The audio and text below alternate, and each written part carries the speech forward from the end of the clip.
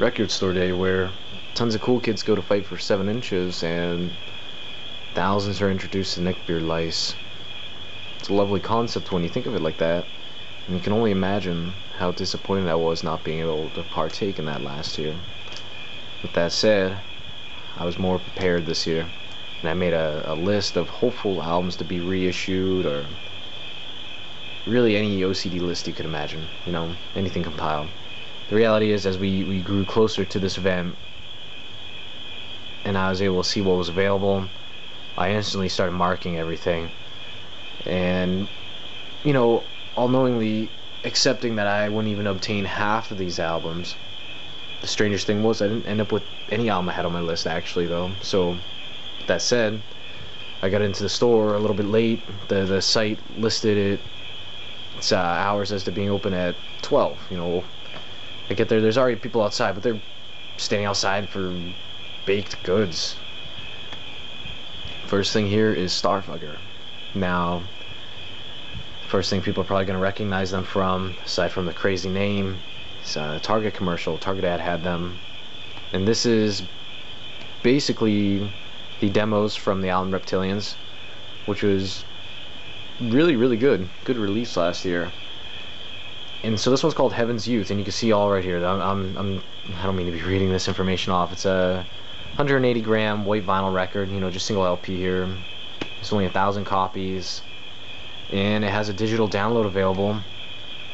So I thought it was pretty affordable for $18. The reality is I could go anywhere else and get a lot of used records for that price, or even a site like Rev HQ, really good site to buy a lot of hardcore and punk, but this is kind of your alternative, laid back, instrumental, alternative sounding rock music.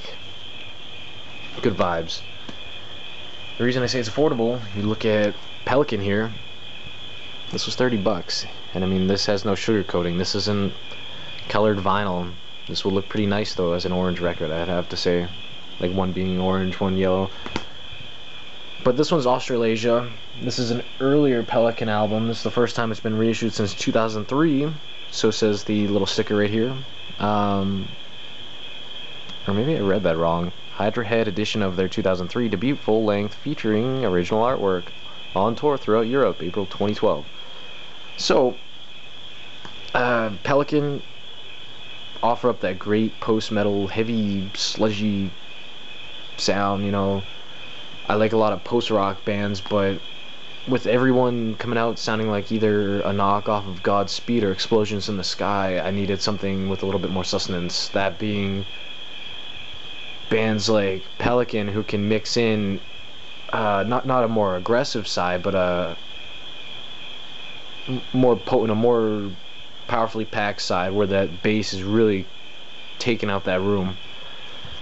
So I already have City of Echoes, and that's that crazy splatter looking vinyl, if you're into the whole color thing. For me, I'm just content with owning this. I'm really happy I got this one, and I'll be listening to this in just a little while. The next album is it's Metallica.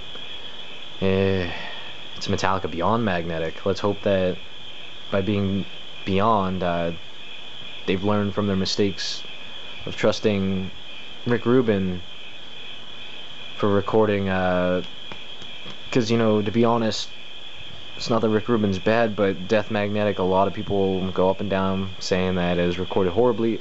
I personally didn't mind it that much, but there were times it was pretty harsh. I mean, I even have the 5 LP box, and I was questioning whether or not it was worth the money, and I got it for $40 as opposed to what other people were paying. So this one was also pretty affordable. It's $13. It's on silver vinyl. There's meant to be like 1,000 or 2,000 copies. And what does it say? Ooh, master for vinyl at Bernie Grunman Mastering. And the greatest feature of all, high quality Metallica stickers. So some of these songs are meant to be, I guess, tracks that were originally meant, maybe they were B-sides, whatever you really want to call them, but it was originally meant to be wrapped up with Death Magnetic. For whatever reason, they did not come out. And that's what I've gathered. says right here, recorded April 2007 to March 2008. I have hope for this. Some of the trailers that they shown for Death Magnetic featured a song, I believe, that's actually on here, and that's one of the reasons I was interested in getting it, and because it's a limited Metallica album and I intend to sell it soon. Zenith. Actually, Preteen Zenith. I'm not really familiar with them.